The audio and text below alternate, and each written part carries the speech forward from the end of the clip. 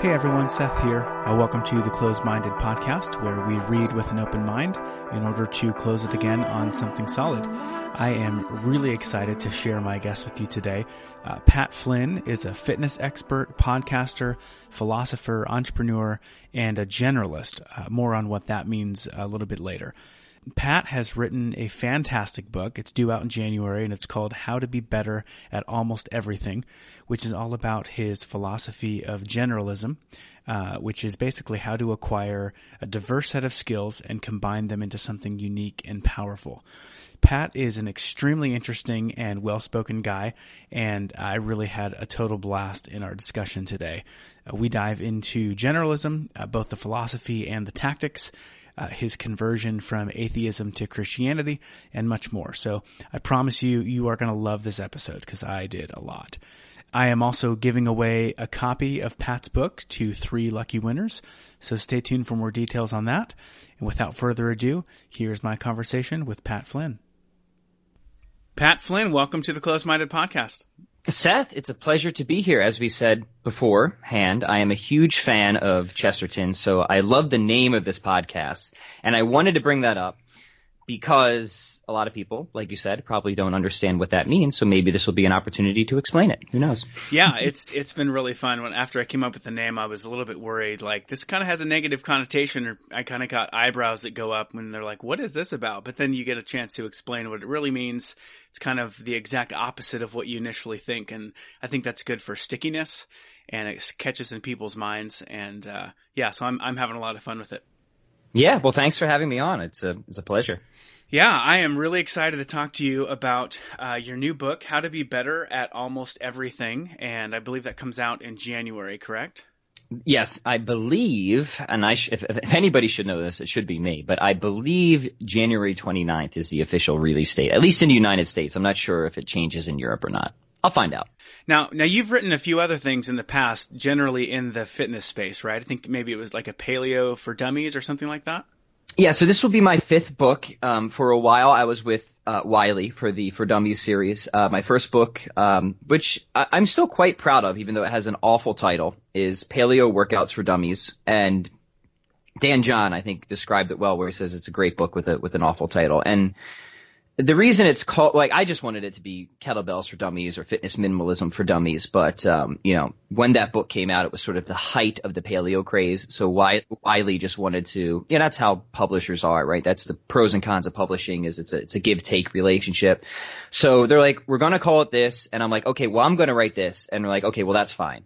So, whatever a paleo workout is, I'm still not exactly sure. But if you want a book on kettlebells and, efficient ways of exercising and functional movement and all that, well, that's definitely what that book is. And then I was the author of the For Dummies book on intermittent fasting. And then there was kind of a compilation book, and I've done a bunch of self-published stuff in between. But this is the one where I've decided, okay, I've pretty much said what I need to with relation to fitness. I definitely don't feel the need to write any more fitness books, at least right now, or nutrition books right now. But I have a lot to say about a lot of other things, and that was this book. I just wanted to unload all of that. So it's totally different from anything I've done before. It's a little bit scary, but also very exciting, and it's been one heck of a project. Yeah, so generalism is a term that I wasn't super familiar with before I started hearing it from you. Why don't you give us a brief description of what that is and what it means? Yeah, so the idea for me, and what I hope to get across in the book, is that in today's world, in today's economy, and as a human being, in general, I would say you're better off getting good to great at a lot of different things and then learning to combine your skills to form competitive and creative advantages rather than trying to be the best in the world at any one. And so much of that was pulled out from my own experience and looking at the success that I've had and realizing if I've had any success at all, then it's come down to me not being the best in the world at any one thing, but being good to great, or at least fairly competent at a lot of different things, and then learning to combine those skills, to stack those skills, and bring something unique into the world. That it was easier for me to be different than it was to be the best. And part of my mission with this book is to break that narrative that is hammered into our heads from a very early age of specialize, specialize, specialize, or once you get into business, it's all about niches, niches, niches. I've never had success trying to be the best at anything, and believe me, I've tried at a number of things, but I've had a very good amount of success trying to be good to great at a lot of different things. So that's the general thesis of generalism. So how long did it take you to kind of make that shift out of what everybody was taught about specialization into this understanding of generalism and then applying that to your life and your business and your skill sets? A lot of it was stumbled into, so I don't want to make it seem like I'm smarter than I actually am. Most of my success has really come from a long series of just making mistakes and then suddenly something sticks. So, but the first example I can think of is as a musician. So my earliest backgrounds of my deepest passions, interests go back to kind of the arts of writing and music. I wanted to be, Angus Young growing up. I loved AC/DC. I still love AC/DC. Deeply love AC/DC. Saw them recently with Axl Rose. Was an interesting show, to be sure. Wasn't the AC/DC I remembered, from my younger days, but it was still definitely AC/DC. But anyways, it got into my head at some point along the way because I eventually got into the virtuoso guitar players, the Gilberts, the Malmsteens, the Vais, the Satrianis. I'm like, I just want to be the best guitar player. That's what I want to be. I want to be the fastest shredder, the most technical on the fretboard. I want to be absolutely pyrotechnic in everything I do. And to be fair, I pretty much got that. I'm quite good at the guitar from a technical standpoint. But then, high school comes around and there's these battle of the bands going on. And I'm sitting up there, I'm shredding and I'm oohing and awing some people. But then the guy that's getting the most attention, the person who actually wins the battle of the bands, is a far worse guitarist than me, but he can sing. He can dance, he can entertain a crowd, and he can play music that resonates with people, that people can dance to and sing along with. All those things I couldn't do. Now, I could play circles around him in terms of a lead guitarist, but people really didn't seem to care about that, or if they did, they lost interest pretty quickly. I tended to only appeal to other specialists. And it was this other guy, this kind of Dave Matthews-esque guy, who was winning all the battles, and it would infuriate me. I'm like, I know I am a better guitarist than this guy. So why is he getting all the attention? Why is he winning all the battle of the bands? That was one of the first times it was pressed upon me that, being the best or even being better at something did not equate to success. Here was a clear example where a stack of skills was far more attention-worthy, attention-grabbing, whatever you want to call it, than me just trying to specialize in only one. Fast forward a little bit, years later in my business, somebody asked me, they're a coach, they're seeing what I'm doing online, they're wondering about advice, and kind of offhandedly they say, Pat, you seem to have had a lot of success, but you're not like the best at you're not like the biggest or the strongest or the fastest. Why do you think that is? Now, some people might have taken offense at that, but I was like, that's exactly the point. I'm not the biggest. I'm not the fastest. I'm not the strongest. I've never won any bodybuilding competitions, never won any powerlifting competitions. Now, I've studied under great bodybuilders, studied and trained under great powerlifters. I'm quite strong, quite lean, can do some cool gymnastic stuff, but I'm not winning the Olympics or anything like that. But it was the fact that I'm well-rounded, that I'm a generalist, and then take those fitness skills, put them on top of some writing skills, and the fact that I could convey fitness in a way that was entertaining, that was enlightening to people, that was personable, relatable, and it was that type of skill stack that did allow me to get a lot of attention and to get ahead, even though there's countless people who can lift more weight than me, who have more muscle than me, so on or so forth. So that, I think it was more on the business side. I realized it first in music, but it was when I reflected on it in business, which at first it was unintentional. I didn't realize I was stacking skills. It's something I had to kind of analyze in retrospect, that I realized, okay, that's it. That's why. Because, at first I was hesitant. I'm like, how am I ever going to get attention? Like, I'm never going to be as big as that guy. I'm never going to be as strong as that guy. I'm never going to be as fast as that guy, and I'm never going to be as ripped as that guy. Now, I can get strong, fast, lean, and all that, but I'm never going to be the best. Fortunately, I never had to be. So there was a couple of instances in my life and my career where I think I ran into the idea but didn't fully grasp it. And then one morning, Seth, I woke up with the idea in my head. I sprang out of bed and I just told my wife about it. And I'm like, I need to write a book on this. And she's like, okay, sure, hon, go ahead. Yeah, I get that kind of response about anytime I have an interesting idea. My wife's like, okay. and then we'll see what happens. This is what she's really thinking. And she wasn't, my wife is nothing but incredibly supportive. Like, I could not have finished this project or any project without her help. She was more like, yeah, sure, go ahead, because she knew no matter what she said, I was just going to do it anyways. Right. Right. Yeah.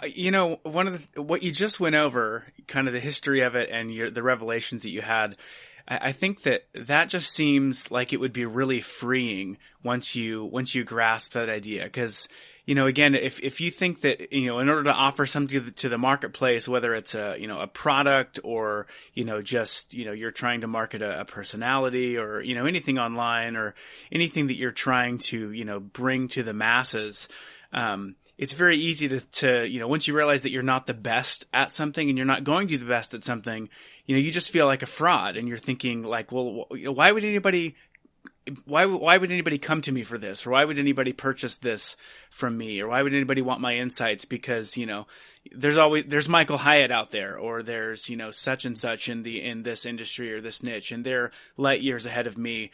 And so you almost don't even want to try.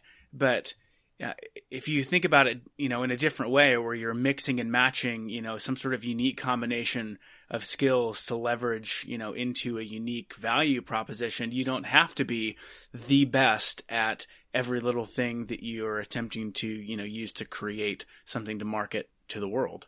Yeah, no, you've nailed it, my friend. And I'll just push the point a little bit further, because it's freeing in another sense, in the fact that you can get away from that insidious trap of always, planting your self-worth in relation to how good you are compared to somebody else, right? When you're a specialist, when you're trying to be the best in the world, you're inherently caught up in that sort of you versus them mentality. And that's a losing mentality ultimately, because even if you could become the best at any one thing, so forget about the problem of how exactly you measure that, which is certainly a problem. But even if that's possible, you're certainly not going to stay there, my friend. But for most people, certainly for me, that was never in the cards to begin with. I mean, the chance of being the best in the world at any one thing, unless you invent something that pretty much nobody does, which is funny. You see that in fitness. Sometimes people will invent a lift and then suddenly they're the best in the world at it, right? So leaving that one aside, what I found is becoming a generalist helped me kind of step back and away from, always, incessantly and needlessly comparing myself to other people. And then I could just admire other people and learn from other people. And I didn't have to worry about being better than them. I could take what was valuable from them, kind of assume whatever lessons were to be learned from them. But I didn't have to see them as a threat or competition or, better than me in some like deep intrinsic moral sense. And I think a lot of people fall into that trap. And I think the idea of specialization definitely feeds it. And I'm not going to say it causes it, but it definitely feeds it for people who are already in that direction to begin with. And then you brought up the point, which is very important, of having a unique selling proposition, which is, great advice for any business owner. And that's trying to answer the question in 30 seconds or less of why should somebody pay attention to you or do business with you over anybody else in the industry. And that's where generalism was in and of itself a unique selling proposition for me. People heard me talking about these things, and that was unique. They're like, yes, that's what I want. I don't want to be the best in the world. I don't care about being a Michael Phelps. I just want to be good to great at a lot of different things and then maybe fairly competent in everything else. And like, that's what I want. So it's, not only allowed me to bring, I think, a different perspective into the world, but that perspective itself was inherently attractive to people. Yeah. You just mentioned this a minute ago, but to me, this was the most sort of profound insight that I had not thought about before. I was familiar with the basic idea of, specialization versus generalization. And, that's pretty easy to grasp. And then, of course, you spend a lot of pages and ink really fleshing that out into what it means and the mechanics of how you do it and how you strategize. But the piece that had not occurred to me was this idea of, specialists basically building unhappiness into their own system, because their whole success is dependent upon being better than everybody else in whatever their chosen discipline is. And they're either on one side of it where they're not there yet, and so there's dissatisfaction there and, lack of success, however you want to measure that. And then if they do get there, well, they're probably going to be there for about 5 minutes before somebody else, supplants them. And then, you've taken a lot of your self-worth and put it on something that you just can't maintain. That is not a good foundation. Whereas with generalism, you're not relying on comparing yourself to other people. You're developing skills for their own sake or, for your own purposes, and you enjoy them regardless of whether you're the best at them or not. That to me was sort of philosophically an aha moment that I read that and I paused and I sat there and I was like, wow, that was really insightful. Well, thank you. It's not original to me. That's actually very Chestertonian, in fact. And certainly, we could find similar remarks in people like Lewis or any great philosopher or theologian. I just wanted to bring these sort of ancient insights forward because what you say is true. Humans seek happiness. We can't not seek happiness. Everything we do because we think it will make us happier in some degree. And we can't think of a single exception to this. Some people will be like, well, I got up at 4:30 in the morning and that didn't make me happy. Well, maybe not immediately, but if you slept in, missed your shift at work and got fired, you would have been far unhappier. And it's because you know that you decided to get up because you think ultimately this decision is going to make you happier. And then the question becomes, well, no matter what, we're seeking happiness. So are we going to seek the right things or not? And part of that's a much deeper philosophical conversation. And we can certainly go there either now or later or some other time. But part of the problem is that this idea of specialization, especially in the kind of, call them the earthly things, if you will, wealth or power or being the best, right? The being the best to people usually means trying to collect some degree of fame or honor or wealth or power. And none of those things, as any of the greatest thinkers, philosophers, theologians will tell you, you're never going to find happiness in any of those things. And it's a lesson some of us need to learn the hard way. I've certainly learned it the hard way myself.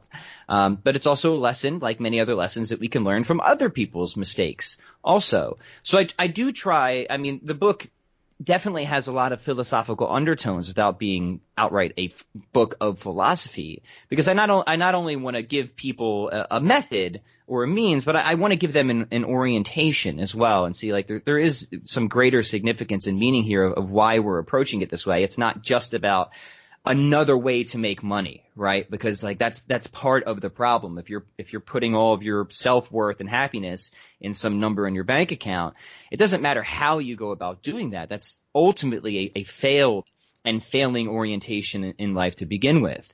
But when you start to kind of build out the picture of a generalist, we can set the right orientations. We can enjoy things that are good in and of themselves, get, a bit Aristotelian and say, part of life is knowing and making and doing good things because they are good things in and of themselves, not necessarily what we get out of them. And so it's two projects I'm trying to assume at once in this book. One is just teaching the principles, the methods, the strategies, and the other is trying to set the orientation. Now, whether or not I'm successful in that project, because it's pretty big, is something for somebody like you to decide. But that was my goal for the book. Great. So I want to dig into the mechanics, but before that, I want to give you an opportunity to expound on one thing because I really liked what you said here. In terms of comparing specialization and generalism, you say on page 7, perhaps the greatest feature of generalism is that you don't need any sort of genetic head start. Tell me what that means.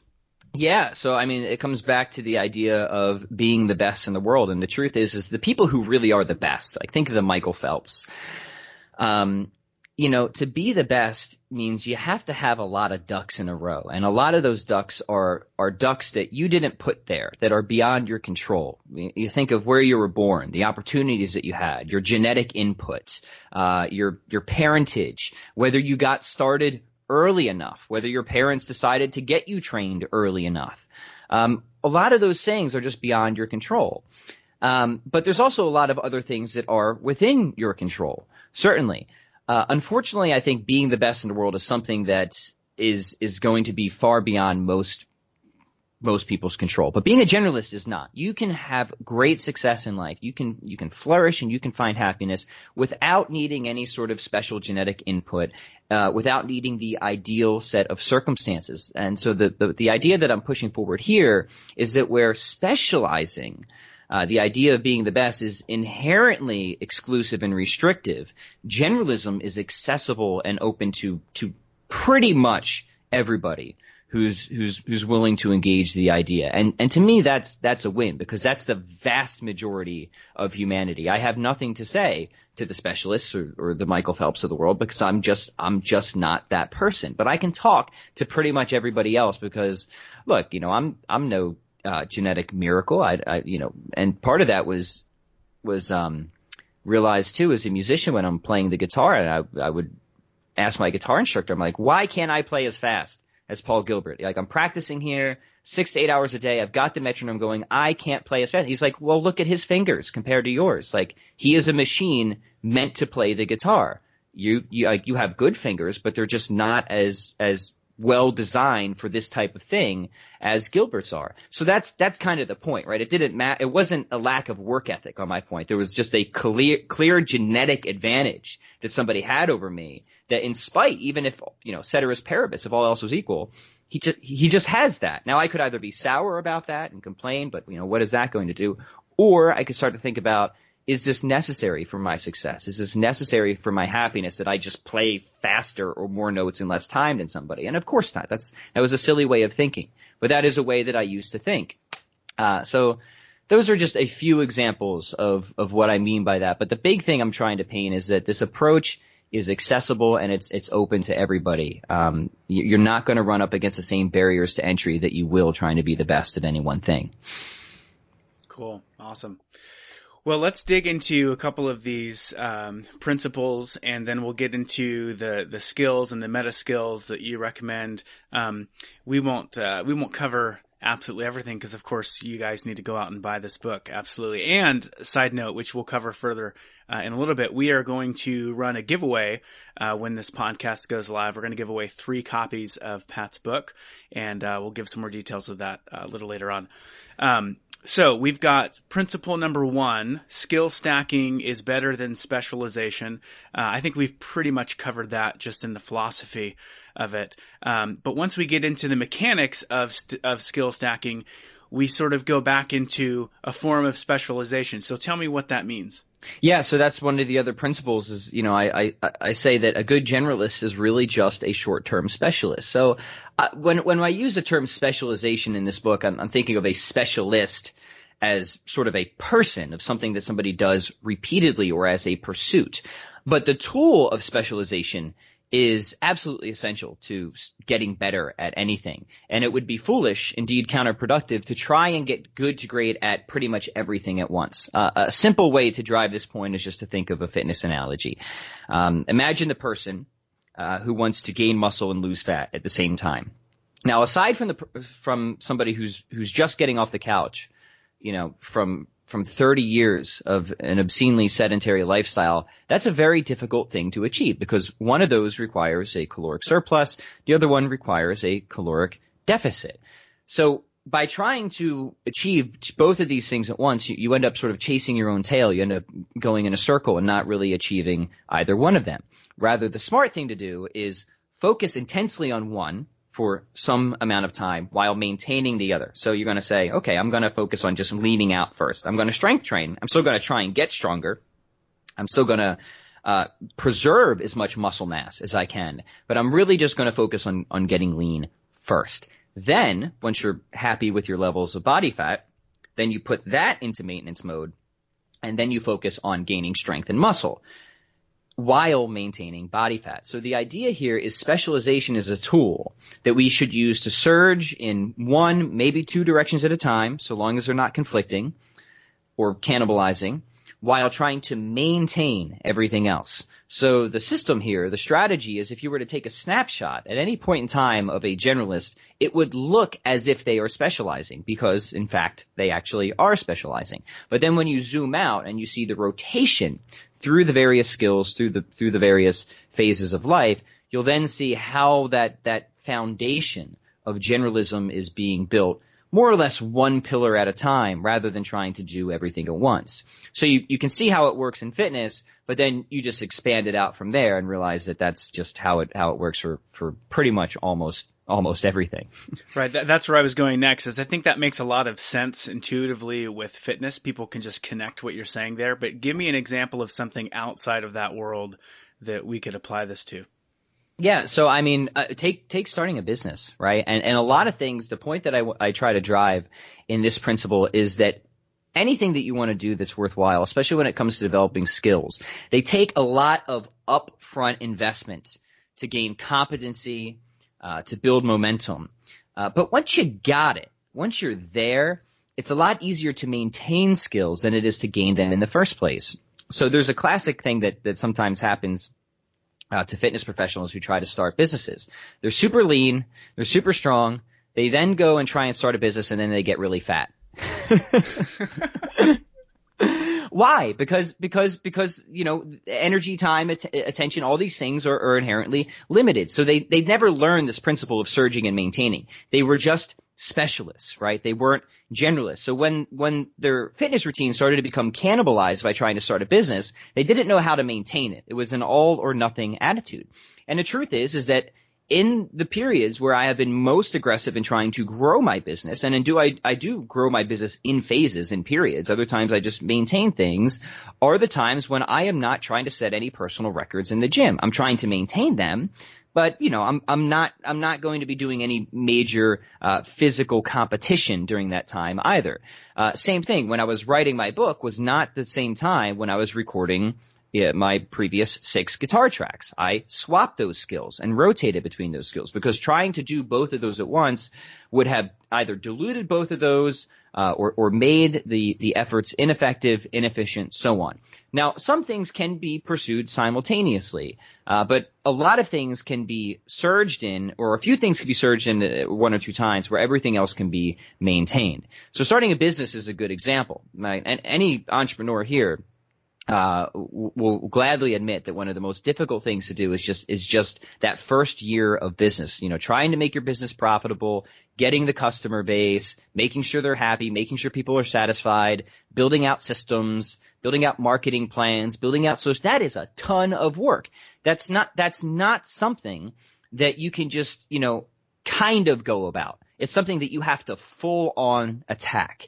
And if you want to be successful with it. Now, I would make that argument for just about any other skill, but business is a good example.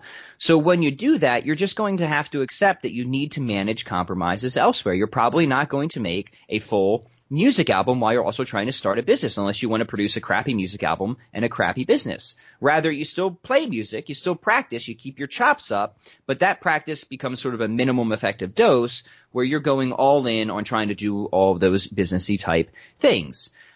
Same thing with martial arts. When I was training seriously, for my last, belt test, I wasn't doing the heaviest lifting of my life because the skill set also changed there. So it's not just differences in degree. Sometimes it's a difference in kind, where the skills are conflicting. I actually had to lose some size and muscle to regain flexibility and dexterity in my kicks and some of the acrobatic moves. And that's part of it. So sometimes it's not just maintenance. Sometimes it's an intentional sacrifice in some areas to propel ahead or succeed in others. So it's hard to give the universal principle here is short-term specialization is a tool to use. But what it looks like in context and relation between various different skills is, of course, going to vary because skills are wildly different. But the principle applies even if the specifics vary, a little bit here or there. Hey guys, if you have ever thought about starting a side hustle and earning extra income online, then now is the time to start developing those skills. The things that Pat argues that you can stack into something unique and creative. If you're ready to dip your toe into this, then you really need to get on my entrepreneurial email list over at closemindedprofits.com. I will send you entertaining and practical emails with tips, tactics, strategies, and relevant products that are perfect for the newbie who is starting at zero. In fact, if you sign up, the first thing I'll do is send you a PDF report, 11 tips to launching anything online, absolutely free. So head on over to closemindedprofits.com to sign up. Now back to my conversation with Pat Flynn. Here's a question for you. Obviously, stipulating that every person is going to be different and every industry is different. Do you have any general advice for how somebody would go about, and let's say they've got a list of 50 things that they could do. Some of them are going to conflict with each other and obviously shouldn't be pursued at the same time. Others, maybe they would complement each other, and you can and probably should work on them at the same time. How do you go about evaluating that? What sort of a rubric do you use to determine when you should do things separately versus together? Yeah, well, the first is just, distinguishing, between what's important and what's urgent. A lot of people spend a lot of, time on urgent things, but not important things. Important things are the stuff that's really. Yeah, right. We all are. I'm guilty too. I sit down. A lot of this book was just self-reflection. Pat, it's really important that I update my WordPress theme instead of working on, my copywriting skills or email marketing. That's Seth. That's the perfect example right there, right? So one of it is just general goal setting. What do you want to achieve? Sure, you have this list of 50 things that you could do, but do you really want to do them, and should you do them? And that's a much deeper question. But once you've, and we can maybe talk about that later, but once you figure that out, then you have to divide what's important into what's urgent. And then you need to, sort of invest your best attention, energy, time every single day into those most important things, the stuff that's really going to move you from A to B. In business, for example, becoming a better copywriter. That's a huge skill. That's a skill that's going to make everything else better. And then, some leftover time, that's when you update your WordPress theme or things like that. Or you work on, designing a new font for your website or whatever. Things that aren't totally worthless, but just right? Maybe sometimes they're totally worthless, but on the margin are nowhere near as important for achieving your goal as possible. So it's a tough question because it varies from goal to goal. So that's why it's helpful to have a specific situation like business where it's okay, I need to go from A to B, meaning I need to go from making this much a month to that much a month. What are the most critically essential skills that I need to make that happen? Now, and sometimes you might not know the answer to that. And a lot of times, a lot of people don't. And that's why coaches and mentors are so important. That's why you need to read, right? Don't try and do stuff in a vacuum either. And I try and teach as much as I can in the book, but I can't teach every component about every skill. So the best thing there is find somebody who's had the success that you want and hire them, ask them, whatever you need to do. But hey, what is critical here? What are the few vital efforts I need to do to have the kind of success that you've had? And then what are all those trivial many things that, I should maybe consider but not invest my best time in? Right. Yeah. I haven't eaten in 3 days. Should I try to find some food or should I clip my toenails? Yeah, that's another great analogy, right? I mean, fitness, of course, is full of them. It's okay, it's the classic example of somebody who's out buying hundreds of dollars worth of supplements a week, but they haven't done a single darn thing to tidy their diet up or even begin exercising. All right. So there's a few, we won't go through all the rest of these principles because obviously there is a lot here. Obviously you have a whole book on it, and really folks, you need to pick this up. But we've got the rule of 80%. We've got integration is better than isolation, and repetition and resistance. I think the one that will be, a little bit, probably the most surprising to people is the rule of 80%. Give me a brief description of what that means. Oh, really? I thought the integration over isolation would have been the most surprising. Really? But who am I? Who am I to say? It's the readers that would know the truth about that. Rule of 80% is a simple one. It's not the rule of 80-20, by the way. A lot of people upon hearing that think that I'm talking about Pareto principle. I like Pareto principle. I actually do talk about it in the book, but that's not the rule that I'm talking about. The rule of 80% says that if 100% is the best in the world, most people, most of the time, especially if you're a generalist, you just don't need to be 80% better, good at anything. Because look, 80% is already beyond masterful. I mean, think of an example here. I mean, 80% of the world's strongest bench press, that's got to be at least somewhere in the high 500 pounds, easily.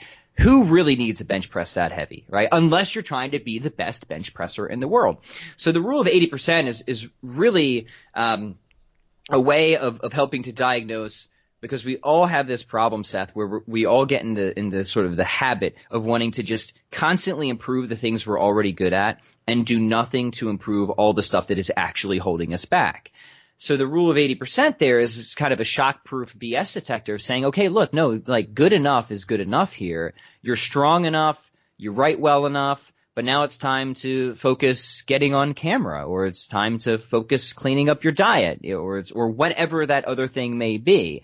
It's having this sort of clear, even if it's not totally clear because it's just a percentage, and most people won't even need to get anywhere up to 80%. But having this idea in your head that you absolutely don't need 100%. It's not going to happen anyways. But most people, most of the time, once you get to that, somewhere even close to that 80% threshold, that's not your problem anymore. Something else is. If you haven't achieved success, that's what I'm saying, right? If you're at 80% at something and you're still not having the success that you're looking for, that thing is not your problem. Yeah, that's good. All right, so I want to move into a little bit of your personal life, if you don't mind. I know that you're married. Tell me how long you've been married. So my wife, Christine, and she's wonderful, by the way. I just always have to give her some credit here. Like so much on my honest advice, the stuff I didn't put in the book is like, you want to get things done, just find a Christine. But that's not advice that sells. I mean, honestly, my wife is a saint. She supports me in just every way that you can imagine. She's my editor. She's my idiot idea detector. Just all of that. I'm sure you get it. Like people get it. So yeah, no, we've been married. Oh my goodness. Now I'm gonna mess up because I'm not gonna get this number wrong. 6? No, we've been together 7 years and we've been married. We'll be going on 4. Yeah, we'll be going on 4. And we have 3 children. Congratulations. Mm-hmm. How old? Or you don't have to tell me their ages. Yeah, it only took me about 30 seconds for each of them, so I appreciate it. What's the Drew Carey quote? Like, I might not be the best, but I'm the quickest. So, yeah, no, ages are 5, 3, and just, I always get the months wrong, 19 months. 19 months. Mm-hmm. Wow. You guys are in the trenches. That's a lot of fun. I have got 4 from 10 to 9 months. So we're wow, you're ahead of the game. You already get all this. They start small and they get big. That's about the extent of my parenting advice. That'll be your next book, right? Yeah, the title just is the book. Okay, so one of the most interesting things that I discovered about you was your Catholicism, your Christianity. Yeah. I ran across you based on your fitness stuff, and then also your business and entrepreneurial stuff. And then I was skimming through your podcast, and maybe the most recent episode came up, and it was the one with you and your wife talking about your prayer life. Mm-hmm. And I did a double take, like, what is this guy talking about? I didn't know that he was into that sort of thing. I was just thinking fitness and business. And so that really drew me to you and to your platform and what you've been doing. But tell me about your journey into Christianity. Yes, and it is a journey indeed. And it's funny you say that because it's been I think it tells you something about perhaps what is a great spiritual void in our culture today, because I have this segment on my podcast, which I think you're referring to, which is called Sunday School. Yeah. And it's a segment where I just, we talk philosophy, theology. I'm Catholic, so it's mostly from a Catholic perspective. I would say, almost exclusively from a Catholic perspective, unless I'm having some other guest on. And that has become by far the most popular segment of my podcast. It's wow. Incredible. And I get more emails about that than any, it's really quite a thing that I never thought it would be at all, because I just did it just because I just wanted to do it. And then the response was quite substantial, mostly positive. Of course, when you start talking religion, not always positive, but yeah, I was going to say, did you worry at all about, how your audience would react, since, you generally stay out of politics, and I'm assuming you haven't talked about much religion prior to jumping in with Sunday School. Were you worried about the impact on your audience? I've always made, a commitment, and I guess I've admired, some of my favorite writers were always writers that even if I didn't agree with them, they were unabashed and unapologetic about, telling it like it is, or at least the way that they thought that it was. And there was always great appeal to that, to people, speaking what they thought was the truth. And I don't mean that in like a truth is relative sense, but some people can get it wrong, but they still believe that it's true. And I've always admired that. And I think I was able to develop that. As I say, I wasn't worried, because I was, but I was worried a lot earlier on because, like just putting yourself out there long before I started talking about religion or something like that, just even talking about fitness, just issuing my opinion on fitness had me worried from the very start. So I guess just from being in the public sphere for so long helped to really desensitize me. And people hate ambiguity. They do. And I think a lot of people, there's this kind of problem of pandering in the world today where people will just post stuff because they think that everyone will agree with it and like it or share it. That stuff grosses me out. I think it's largely dishonest. I'd rather just say what I think is the truth because I think that that's ultimately the most valuable thing. I always try to present it in the most gracious and inviting way possible. I like argument. I'm a philosopher in background, but argument in the sense exchanging ideas, going back and forth, not like quarreling, which is really how most people go about it. I mean, don't get me wrong. Like I thought about it. I'm like, is this something that I should do? Is this going to be, overly polarizing for people? But, it's one segment once a week. People know what it's about. So, it's not like the whole podcast got hijacked. But then the response was overwhelmingly surprising. Like I said, consistently, there's exceptions, but consistently it's my most downloaded segment of the week now. And most of my audience is not Catholic. I have everything on there from the atheist to the spiritual but not religious, a lot of Protestants. But for whatever reason, they're still attracted to the episode, and the responses of course, I get emails and stuff like that of people wanting to argue, and when they're, graciously written, I'm happy to respond.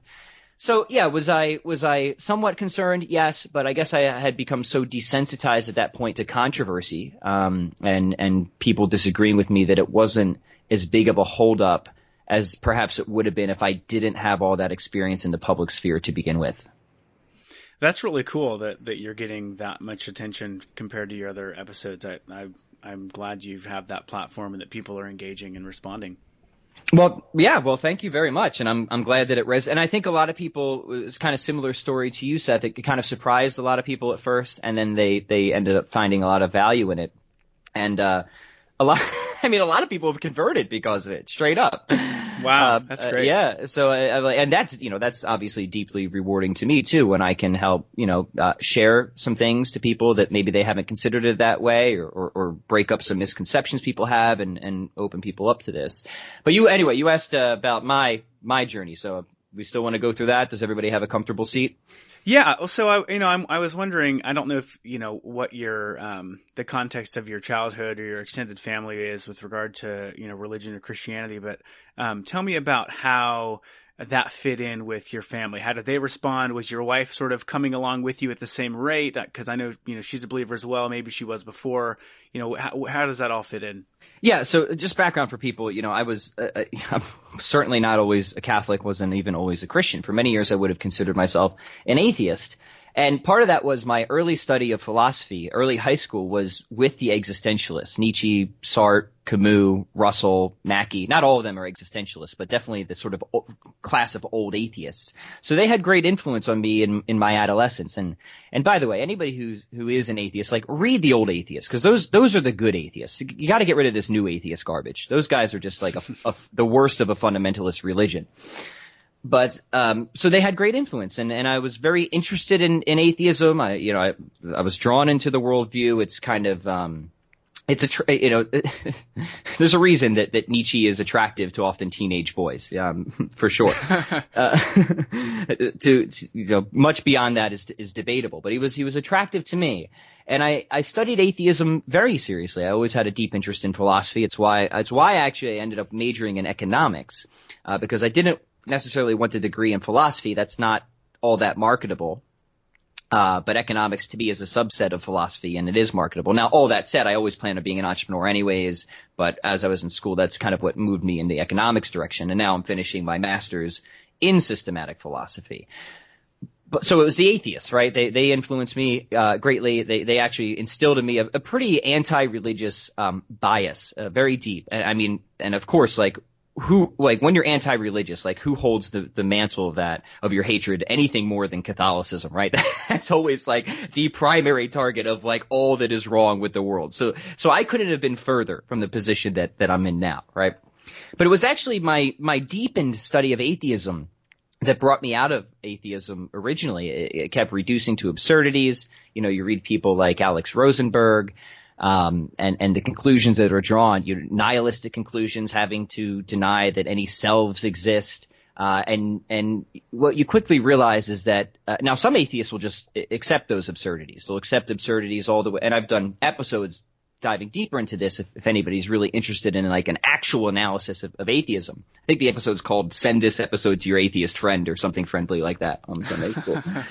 And so I came to a point, right, where I'm like, okay, maybe this isn't true. Maybe there's more to the world than just physical things. Maybe it isn't metaphysical naturalism. Maybe I should start to consider some other perspective. So that's when I began to expand, become more of a generalist, if you will. At that point, I was just a specialist in sort of atheistic philosophy, become more of a generalist in philosophy and start to read some other thinkers. Aristotle was the one who sort of originally caused me to change my mind about how to look at the world and God. You know, he has his famous, unmoved mover argument for God. And at first, I was like, okay, that's cute and all. I don't really buy it. But then I studied contemporary versions of it. People like Ed Feser. There's a lot of really great thinkers who've done, very scholarly technical work on these types of arguments. And I ultimately became convinced by them. I was like, these are successful arguments. They're good. And funny story is there's a very famous kind of old atheist. His name was Anthony Flew. He's an atheist his entire career, one of the most prominent, very public figure. And same thing happened to him. It happened to him much later in life. He just came across this sort of Aristotelian argument from change, and he ended up changing his mind. Now, I don't think he ever went to become a Christian or something. I think he might have stopped at a sort of mild deism, but that was like an outrage to the atheist community. They accused him of like falling into senility and all these nasty attacks. But to me, that just showed that he was able to open his mind and then close it again, right? Yeah. Hey, speaking of that, are you familiar with Thomas Nagel and his book Mind and Cosmos? Yeah, Nagel was very influential. So Nagel's an atheist, right? But he's an atheist from pure emotion, and he admits it. He just says, I just don't want God to be true. He just doesn't want God to be true. And he's actually extremely critical of the general atheistic worldview. And his work in the mind-body problem is very helpful, I would argue, to the theistic position. So Nagel is a great influence. His work is significant. I think he's inconsistent once he gets to the atheism part, but at least he admits it, right? Yeah, exactly. And he got really raked over the coals within his profession for coming out, against the Darwinian explanation for consciousness and all that sort of stuff. Yeah, but he's absolutely correct, and he's honest enough and he's truthful enough to admit that it's incoherent. It doesn't make sense, right? Yeah. You start with this idea that only physical things exist, these things that are undirected, unconscious. They don't have intentionality, and somehow, somewhere along the way, they became something that is completely the opposite of everything just described, right? Yep. And people will try to mask that problem over by saying if you just have enough time or enough pieces, but that's like saying if you just have enough time and enough white blocks, you'll eventually be able to build a black tower. It doesn't matter how much time or how many white blocks you have. There is a fundamental qualitative, not just quantitative, change that needs to be accounted for. And Nagel recognizes that. This worldview does not work at all. It does not cannot make sense of consciousness. Now, in the theistic view, it's not a problem. We can make perfect sense of that. So I like Nagel. I studied his work for many years, and I still keep up with it. So I'm glad you brought him up.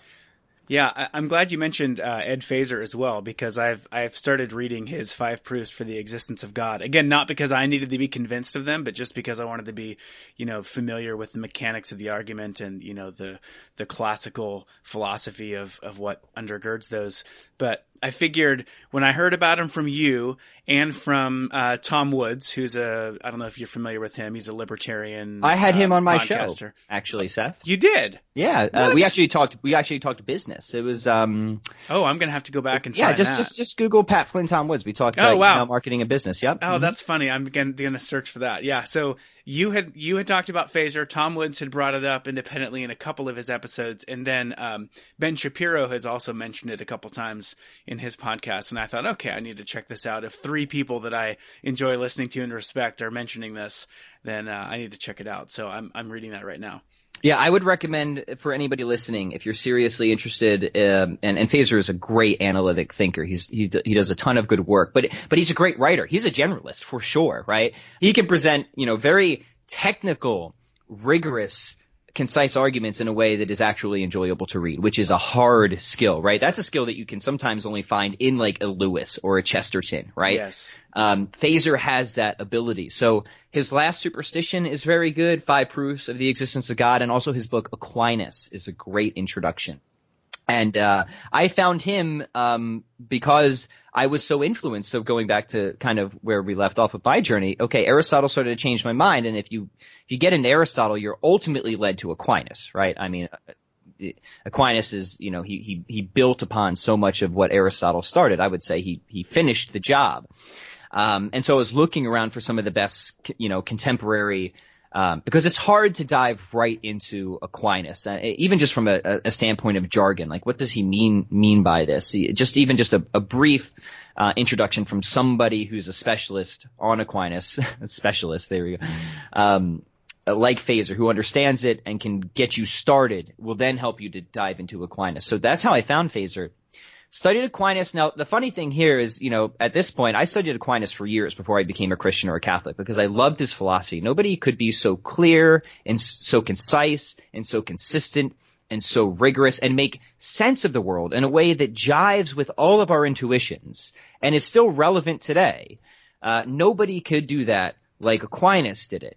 But I was still so anti-religious that I was able to appreciate and absorb and love his philosophy, but just ignore his Catholicism, right? I was like, oh yeah, all this is just great. But then he starts talking about, like Jesus and all this or that. So we'll just put that aside. Which it's funny because you can portray that as a positive or negative, the ability to do that. On one hand, of course, you're self-blinding yourself to what is truly undergirding his moral philosophy. And in that case, it would be a negative. And obviously you came around, but at the same time, you could spin that ability as a positive and say, well, you're able to engage thinkers and their ideas and kind of hold them up and look at them and engage them without having to, fully commit to everything in their worldview or to require somebody to conform to what you believe before you'll even entertain engaging them. I think that's a really good quality. Yeah, no, I agree. I mean, I think it's something that people are often unable to do. It's just Absolutely. ironic. It's just ironic that in this one instance, I shouldn't have done it. Yeah. But most of the time that's absolutely true. And here's the thing about Aquinas is he could do that, right? Is he often would take ideas from various thinkers which he disagreed with on no shortage of subjects, but realized that, hey, oh no, this idea is a good one. This argument is a good one. So we're going to take that. And he was this amazing synthesizer of all this information. And like that's what a philosopher should be. That's what academia should be today. Unfortunately, it's not. So it's kind of ironic that people label these the quote unquote dark ages, the Middle Ages, but they seem to have been more open to various ideas back then than they often do now. Well, and I think Christians would attribute, that as to be common grace, as the fact that you don't have to be right on everything to be able to recognize the truth of some things, even if you quote unquote aren't a Christian or you aren't even a theist. Yes, no, that's exactly it. And I think Aquinas is just, he's the sample of that. He really is. There's so much to admire about the man, and so many people think of him as just sort of souped up computer, right? Just this walking brain. But then you actually read about him and you study him, you see that he was this man with this deep love for God, this just deep, deep love for Christ, the church, all of it. He would cry and weep daily at Mass, at the celebration of the Eucharist. So it's like you get everything with Aquinas. He's really somebody that's worth studying, Catholic or Christian or not. He's somebody worth studying. But yeah. So he was deeply influential on me from a philosophical perspective, but I guess I just wasn't ready to really make the move to Christianity at that point. So I spent a lot of time, Seth, in that, I guess you could call it the spiritual but not religious camp, the religious pluralist position, where there's two types of religious pluralism. There's the dumb kind and there's the kind of smart kind. And the dumb kind is the person who says that all religions are true. But that's obviously ridiculous because religions make contradictory claims. So one religion says, this about the afterlife. Another religion says that about the afterlife. Another religion denies the afterlife.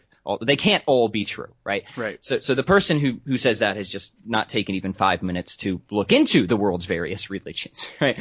So that's the ignorant kind. The kind of smart kind is the one that says all religions are false in a way, but they're all kind of pointing generally at some transcendent but ultimately unknowable reality. So just go ahead and pick whatever one's useful for you because, whatever gets the job done, right? Right. So they're all false, but also all kind of true in a way. That's the more sophisticated position, and I think I fell into that for a number of years. Like a book like The Perennial Philosophy by Aldous Huxley would be a good summary of that view. But then the Jesus question comes up, right? And the study of natural theology was really pressing to me because as you study the arguments for God, you actually, through deep armchair thinking alone, right? You're not using the Bible or revelation or any kind. You're just, what can I know about God?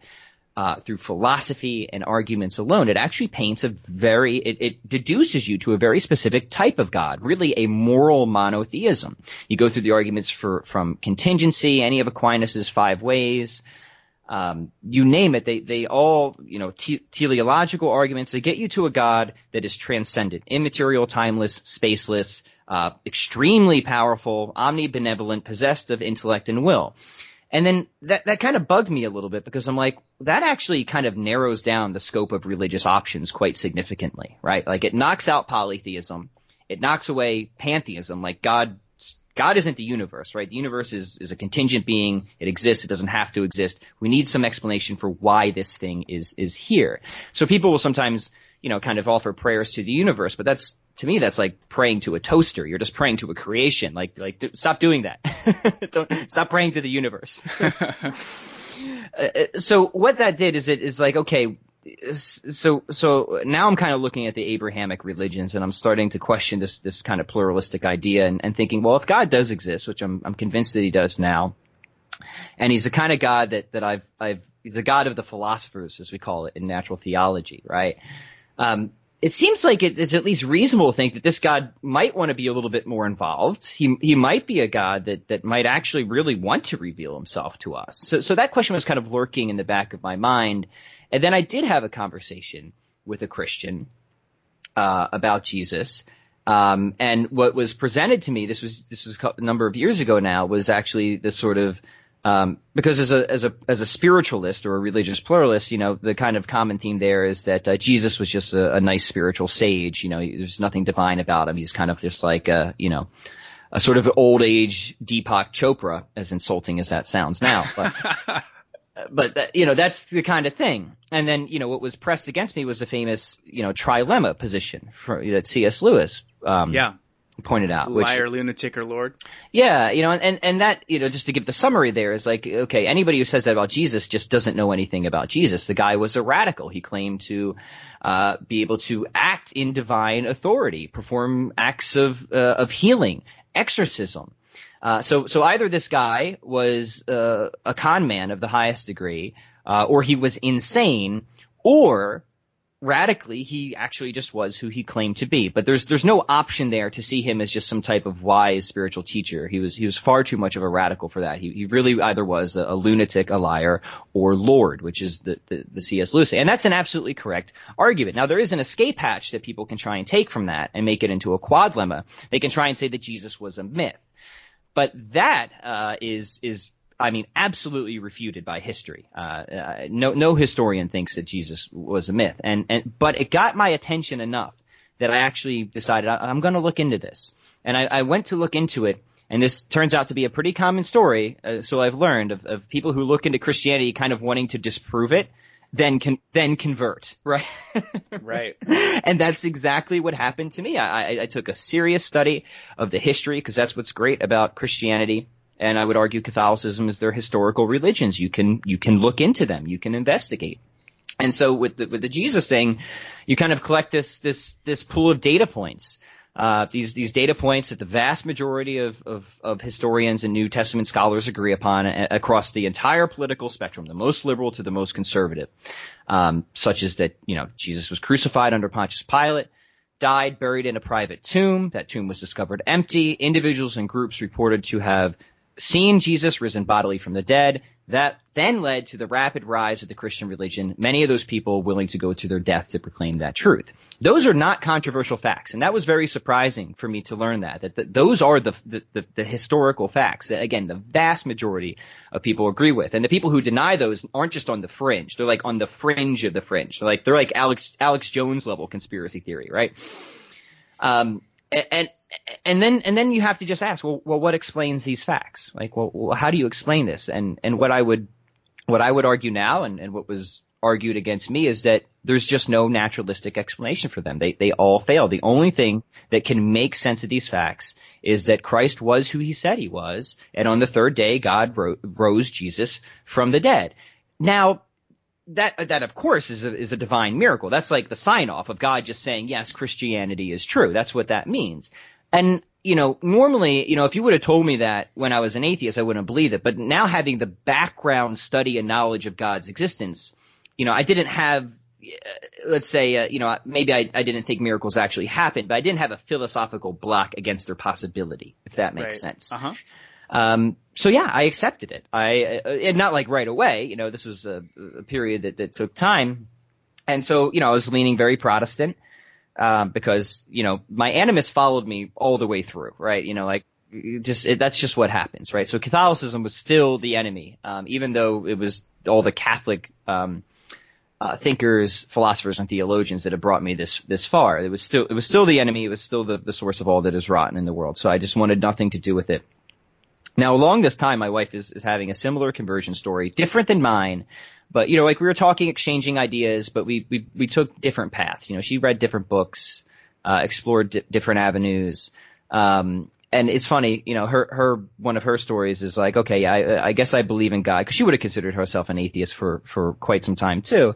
But I'm never accepting Jesus Christ, right? I'm never doing it. 3 months later, she's a Christian, right? But then we're there. She's like, okay, I'll go to church, but I'm never go into a Catholic church. Never, right? And then however long after that, we're in a Catholic church, right? So, so then the question is ultimately this, and I'll condense this part. We can talk about specifics if we want, is, okay, we're Christianity. And, I had a lot of, I guess, issues in the Protestant world. Sola Scriptura, I couldn't really make sense of it. It seems circular and self-defeating. People would claim the Bible is self-interpreting, but then we have somewhere between 30 to 45,000 denominations that can't agree on what any of it actually means or says. So that, I guess, opened me up to the idea of what the Catholic Church has always claimed, that it's scripture and tradition by God's word alone. It opened me up there.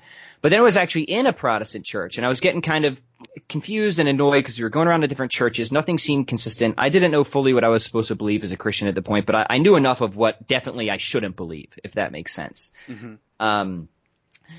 And then it was a Protestant who asked me first. She's like, I'm like, okay, so what's kind of the doctrine of this church or this or that? And she's like, oh, we just try to believe what the earliest Christians believe. And that was the question that set me off on another historical hunt. I'm like, that's a great question. That's what I want to do. Because if anybody got it right, it would have been those guys, the ones that were closest to Christ. And again, long story short, studying into the earliest Christians just led me to see that it was all Catholic. The biggest things that got me were the real presence of the Eucharist, which of course is the source and summit of the Catholic life. The Mass celebrated as a form of sacrifice, right back to the beginning. All the foundations, all the beginnings of the sacraments right there. And it was difficult for me. It was very difficult because I was hoping for something else.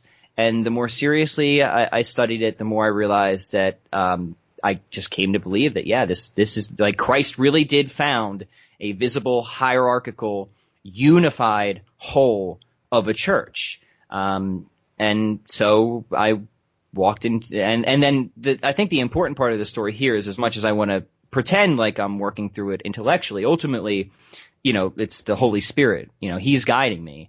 Right. So I said a prayer, and I like seriously for the first time. However, the only other time I think I really prayed before that was maybe when I was like a real little kid. I was praying for like a Nintendo or something. Right. And I said, God, you seem like you're leading me somewhere. I've been resistant, whatever the truth is, wherever you want me to go, just lead me to it.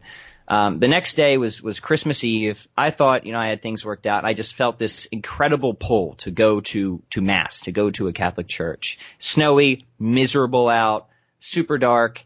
But I go. And when the priest consecrated the host, I had what was the closest thing in my life to ever having a mystical experience. And I guess that's when my conviction was sealed from the level of the soul. I had been working things out intellectually so far, but I never had that deep, intimate, personal experience until that point.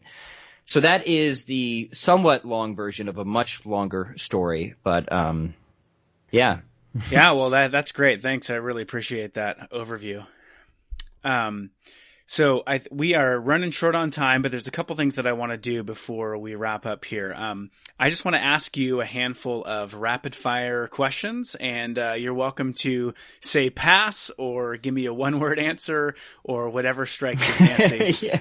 There's just a few things that I just kind of want to throw at you, and then we'll talk about the giveaway and we'll wrap up. Beautiful pop quiz. I like it. All right. What are you currently reading? Oh, yeah. Good question. I am currently reading, well, I'll give you two, right? I'll give you what I'm rereading and what I'm also reading. I'm currently rereading Socratic Logic by, Peter Kreeft, which is a great study guide on, well, Socratic and Aristotelian logic. And then currently I am reading, I'm just looking at my shelf because when you say what I'm reading, it's always a lot of things. So I'm trying to look at like what the most standout book to me has been recently. By the way, there's Chesterton. There's Everlasting Man sitting right there open, which is another fantastic book by him. I'm actually reading Ethical Choices right now, which is a new one for me, and it's a decent book on various ethical theories. It's a bit textbooky, but I enjoy it. It goes through pretty much all the various systems of ethics out there and kind of analyzes each one. So that's the new one that I'm working through now. I'm enjoying it. It's a decent overview. It's a little basic, but I might actually recommend it for anybody who's interested in the study of ethics. Mm-hmm. Speaking of Peter Kreeft, one of the books of his that I've read that I really enjoyed is Love is Stronger Than Death. Mm-hmm. I don't know if you've heard of that, but that one's really good. It's an extended philosophical meditation on love. Well, Kreeft is an amazing generalist also, so he can write really great technical textbooks like Socratic Logic, but then he can just write really deep, personal, moving commentaries as well. Mm-hmm. I'm trying to get him on the podcast, by the way. But, that'd be great. But apparently he hates computers and stuff like that. So we'll see. We'll see how it goes. What are you currently short-term specializing in? Well, marketing a book right now. Yeah. Yeah, no, honestly, is that, music again. So I actually, I'm looking at it now. I just got a new looping station. Ooh. So my project now is to really try and build out the whole one-man band, which I've been able to do before, but it's always been piece by piece. I'll record this and I'll record that. And then I'll have, a freelancer come in and sing a part if I need be. But what I really want to try and do this skill is like just try and do it all on a looper, Uh-huh. Yeah. So that's my next big project. And I just began this a couple of weeks ago and I'm having a blast with it. So I spend a good couple of hours every day now just messing around with this thing. And I'm going to start putting out some YouTube videos soon because I figured, they're not going to be great, but I think it would be cool to actually document the skill development process this time. Because so many people they don't put anything out until they're great at it. And I'm guilty at that, right? Like you don't see so much of, you never see any of the parts where people suck, right? You just see where they're awesome. So I think I'm going to start just releasing some sucky stuff. And then, we'll just hopefully it will stop sucking at some point. That's great. That sounds like a lot of fun. Mm-hmm. What are your favorite podcasts if you listen to podcasts? Yeah, I like the Thomistic Institute, actually. Have you heard of them? Have you listened to them? I have not. Yeah, so great philosophical and theological dialogue. So if you're into that sort of thing, the Thomistic Institute is good. It's not really so much of a podcast as it is a replaying of speeches and lectures from philosophers and theologians. So that's usually the one, like if I'm hopping into the car and I've got a podcast, it'll be that one. Cool. Okay, so I'm going to read you a phrase and ask what your opinion is on it. You mentioned it offhandedly in the book, and then another time you used the phrase human action, which immediately made me think of Ludwig von Mises. So as an economist, are you an Austrian? I'm Austrian-ish. I'm Austrian-ish. And look, like people don't realize that Mises really borrowed from Aristotle, right? Humans are rational animals, and I like that. So I'm a trained Keynesian, right? Like but Keynesianism, if you don't have a philosophy going into economics, you'll come out probably with a bad one, right? Uh-huh. And that's where studying Mises and Rothbard and Hayek and people like that is really useful, because if you don't have the logic to interpret the data, you'll probably make unsound conclusions, which economists do all the time. Now, sometimes I think some Austrians overestimate their predictive abilities because I think they take too much of a deterministic worldview. But yeah, no, generally if I'm most sympathetic to any type of economic school of thought. I'm a huge fan of Mises, by the way. Read Human Action, great philosopher. Definitely read Man, Economy, and State by Rothbard for people who are listening who haven't done that. Rothbard, amazing, when it comes to Austrian-ish economics. I think he would have considered himself an Austrian for sure. Horrible moral philosopher, however, and that's a funny thing where people need to be able to pick those things apart. Like, great ideas over here, really bad over here, right? So no, very influential to me. I'm a market guy. I'm definitely a capitalist guy, but it needs to be punctuated and supported by a moral culture. And that's what I think so many people, especially in the libertarian space, because you ask me where do I lean politically, it's very libertarian. But it needs to be supported by a moral culture. Systems of economics are emergent of culture. It's not something that you can just drop onto, like, if you just, how would you just drop capitalism on the Middle East? What would that even look like, right? Or try to impose democracy on Iraq. Yeah, it's not going to happen. It's the culture that matters, right? And it's no surprise that we had this sort of free market culture. Like, it's no surprise that it emerged where it did, that society, that had great value and respect for the individual, the family unit, so on and so forth. And I think it's dangerous because I think we're starting to lose that in some respects. So, sorry, I know it was supposed to be a 1-minute answer. I went way over. No, well said. I appreciate that. Okay, so you've got this really hilarious and awesome Tom Cruise-like voice intro for your own podcast. Is that you, or did you have somebody do that? No, man, I get so many emails on that where people are like, oh my God, is that you doing the Tom Cruise impersonation? It's not. I totally hired somebody. To do that. It's fantastic. I start laughing every time I hear it. Mm-hmm. He does a great job, doesn't he? You can find him on YouTube. I forget what his channel is, but that's where I found him. I found him on YouTube. I'm like, can I just hire you to do a voiceover for my podcast? And he took it. So if you just Google like YouTube Tom Cruise impersonator, he looks like him too. Like, oh, wow. There's videos of him where he'll not only sound like him, but he'll act like Tom Cruise, and it's spot on. So that's my guy. Right. All right, last question. Do you have any resources to recommend on selling, marketing, copywriting, writing in general, anything like that? Yeah, I mean, lots. I think for writing in general, one of the best books to start with is On Writing Well by William Zinsser. I would also get Elements of Style by Strunk and White. As for copywriting, I would pick up Everything You Can by Gary Halbert for sure. So if you don't have the Boron letters, definitely get the Boron. Now, Halbert's an interesting bird all around. So just take that with a grain of salt. But you can learn a ton from him in terms of copywriting, persuasion, and things like that. So those would be, two of those are just for writing, and writing well. The other one is copywriting, which is a different skill. And the goal, I think, should be to both be a good copywriter and a good writer. Sometimes you'll have a good copywriter, bad writer. Other times you'll have a good writer, bad copywriter. Especially if you're a business owner, you want to try and develop both. Great. All right. Well, so the last thing that we'll cover is, as I mentioned before, we're going to give away 3 copies of your book, and we will have details on how to sign up for that at the show notes page, which will be closemindedpodcast.com/6, because this is episode 6. I will also make it available at closemindedpodcast.com/Flynn for anybody who wants to click there. And then, of course, you can just go to closemindedpodcast.com and you'll find it there at the top of the page or near the top of the page. But you'll have an opportunity to enter, and we'll draw for 3. I'm not sure exactly what the timing of this will be. And in any case, whoever does win, the books will not be sent to you until after they are released in January. So just keep that in mind.